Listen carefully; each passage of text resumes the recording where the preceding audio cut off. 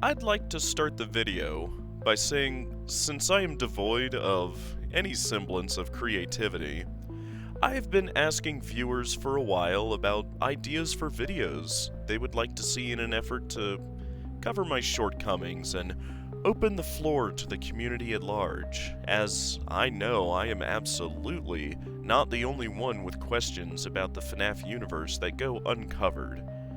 So, not only is this a way to shamelessly boost engagement, it allows me to open my channel to both casual and hardcore FNAF loreheads and allow them to bring their ideas to a wider audience, something I've always loved to see other FNAF theorists do.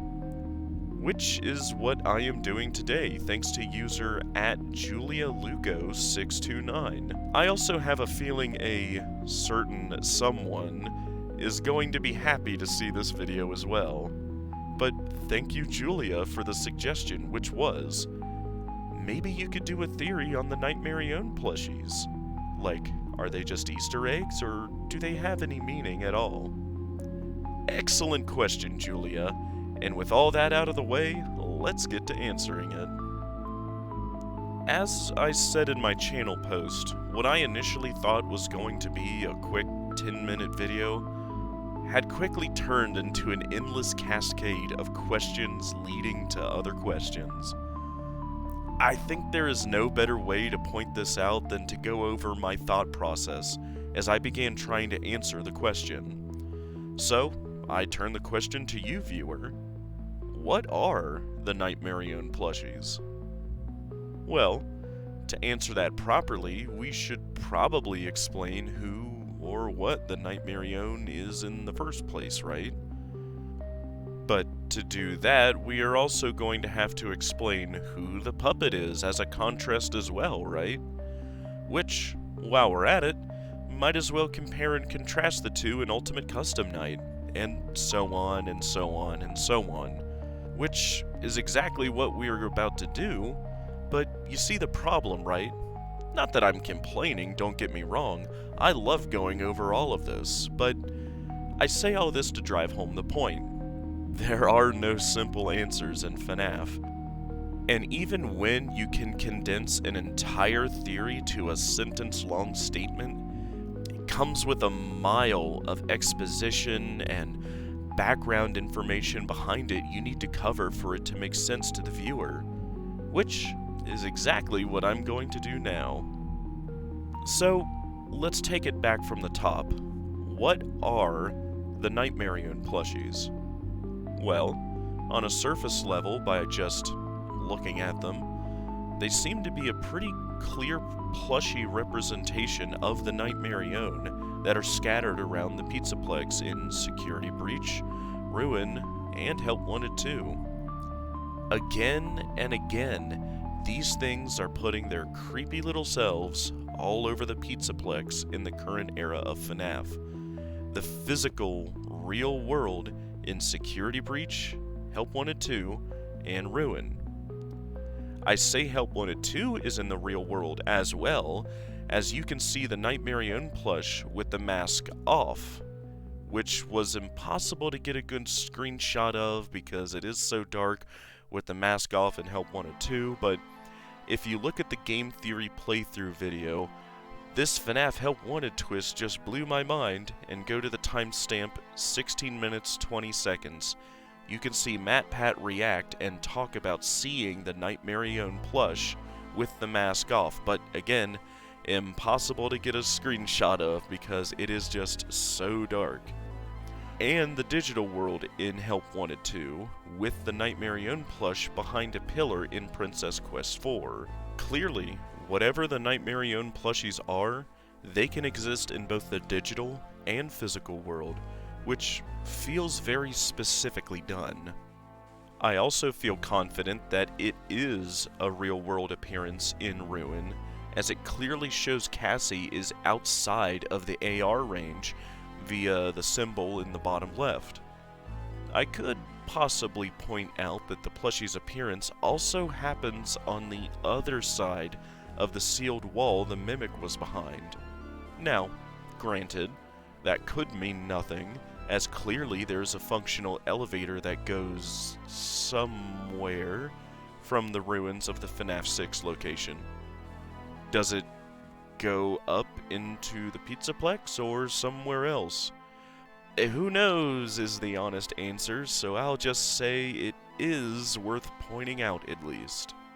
This is probably also a good time to mention that while I was doing research for this video, I was actually recommended a video by Not Real Name Not At All that she did over a year ago. Having watched it, I don't mean to be sour, but I might have to check for brain swelling at the hospital after ingesting that much salt. I know, hold the applause. But in an effort to topple the pillars of salt, as she calls them in her video, I'll start by pointing out that she brings up that in the Tales story Didophobia, in the volume B7-2, apparently the crying child was confirmed to not be the main character of FNAF 4, which, funnily enough, I agree with, but for a different reason. That being the survival logbook, which came out before Didophobia, I might add, hints about Michael being the protagonist in FNAF 4. Otherwise, where would he have seen the nightmares to draw them into the logbook? I think the potential for a crying child's spirit transfer or just an animatronic approximation of the crying child can be completely separate from the Nightmarionne, which, in my last theory, I posed the possibility he has the potential to be either, and whatever is going on with him is the result of Mrs. Afton, which you can watch my previous theory if you want more of an explanation on. Moreover, she didn't mention the puppet mask on the Tangle, which, if you didn't already see, is notably missing its purple tear streaks from before, and there are no lights in its eye sockets, unlike the red lights in the rest of the animatronics in the Tangle. Even the circus baby mask has what seems to be white lights coming from its eye sockets as opposed to the rest of the animatronics' red lights. Which neatly brings me to my next point. Why go through the extra effort of making a new puppet mask model for the Tangle? That also feels specific and purposeful. They could have just slapped the original puppet's mask on the Tangle without the lights like we got and called it a day. But they didn't. They made this new mask without lights or the original tear marks to show us that Charlie has moved on. The parallel with the tears of the crying child stopping at the end of Happiest Days supports this idea that, yeah, Charlie did move on in the end of FNAF 6. So, wait, unnamed, I can hear you say.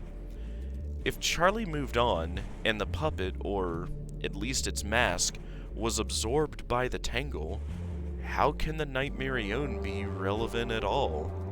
Well, put on your tinfoil and brace yourselves as I show you this. Behold, an image I spent way too long editing. Let's go through everything point by point.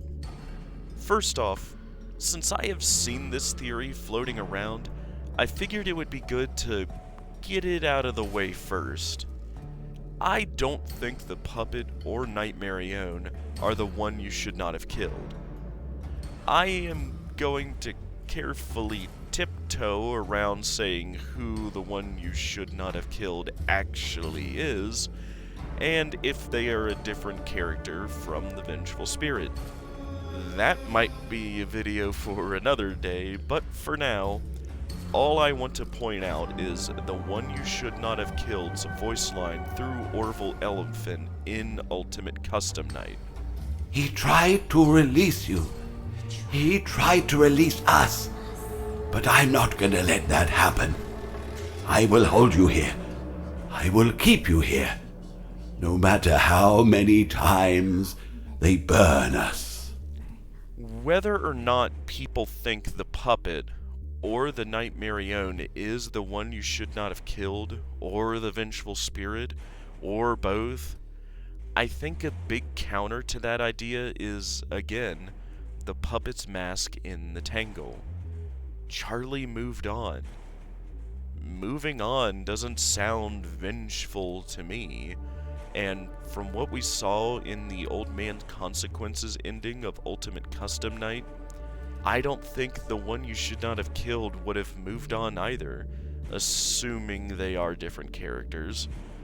Whoever these potentially two characters actually are, I will put that question to the side and just say I think it's a pretty good bet that potentially neither of them would be the puppet or Nightmarionne. Now, why not Nightmarionne?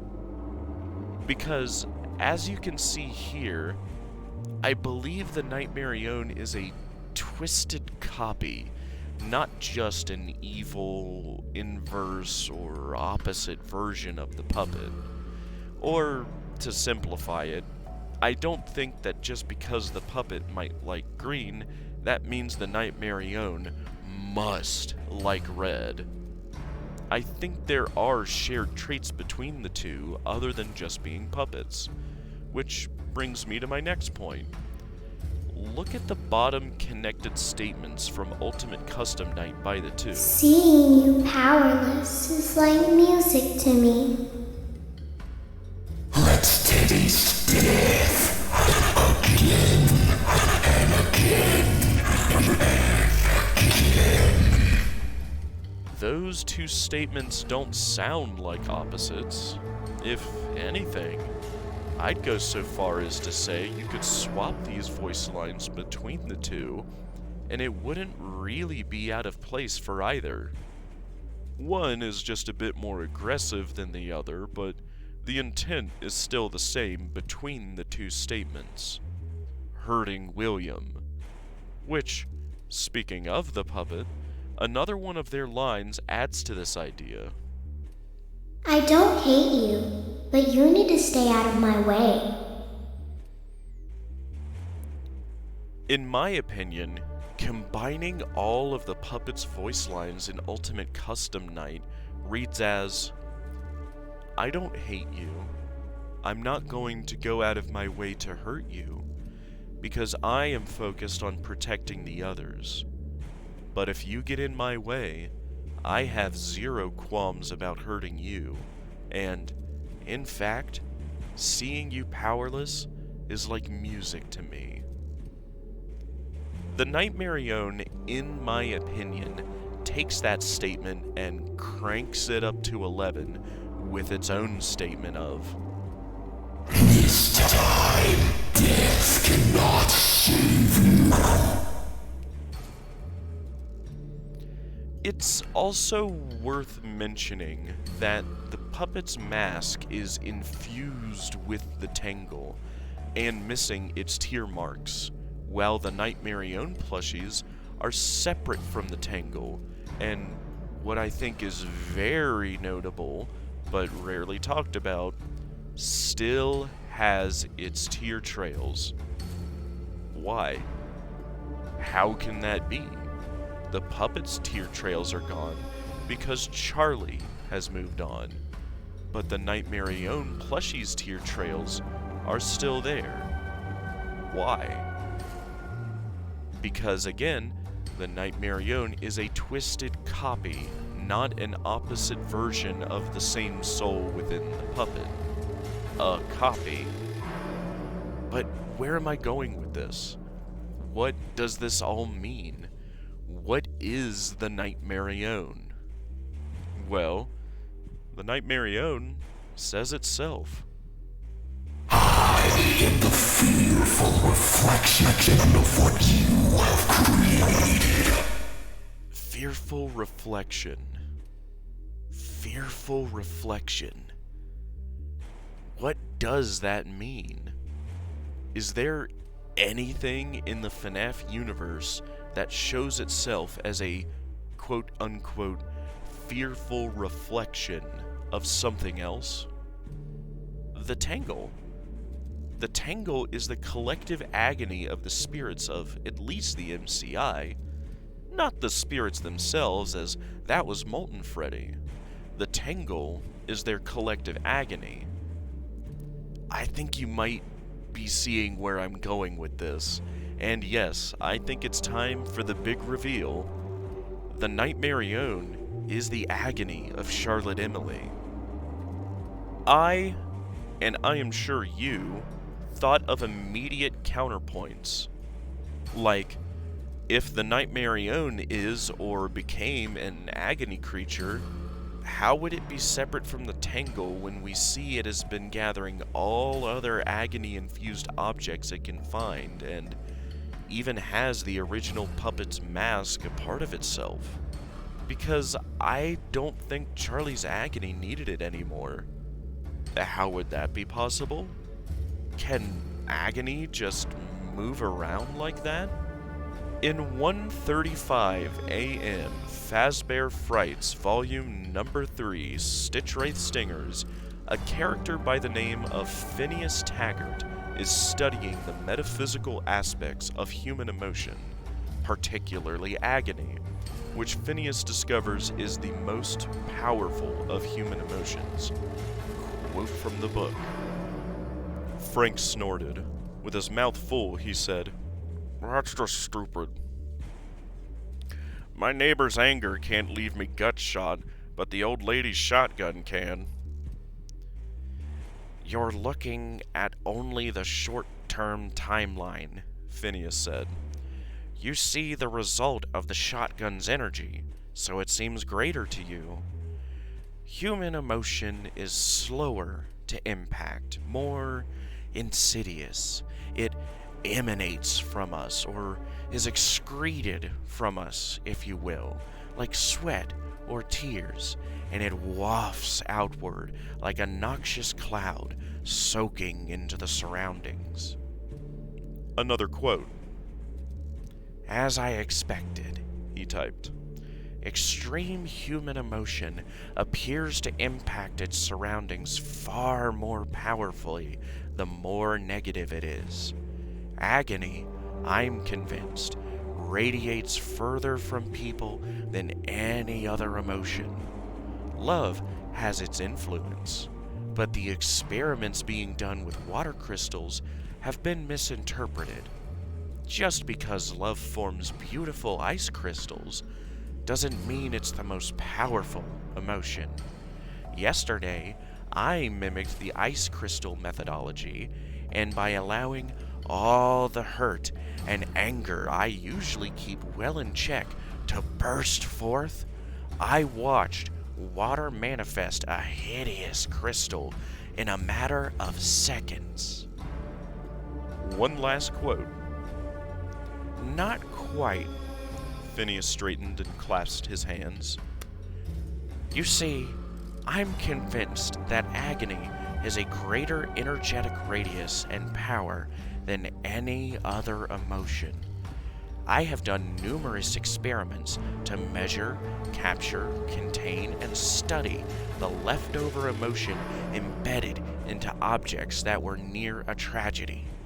My work is focused on my hypothesis that you can take a saturation of agony, add any kind of intelligence, even an artificial one, and they will combine together to transmute the energy of emotion into the energy of physical action. This, I believe, is what explains what people call haunted objects." So, what does this all mean? What am I getting at? To make it as short and sweet as possible, I think that when the same circuit boards from the old animatronics were being scanned into the game by Silver Parasol Games, the puppet had its circuit board scanned as well. Charlie's agony, which was always separate from Molten Freddy, as seen from the puppet being inside Lefty in FNAF 6, went from the puppet animatronic and into Help Wanted, along with Glitch Trap.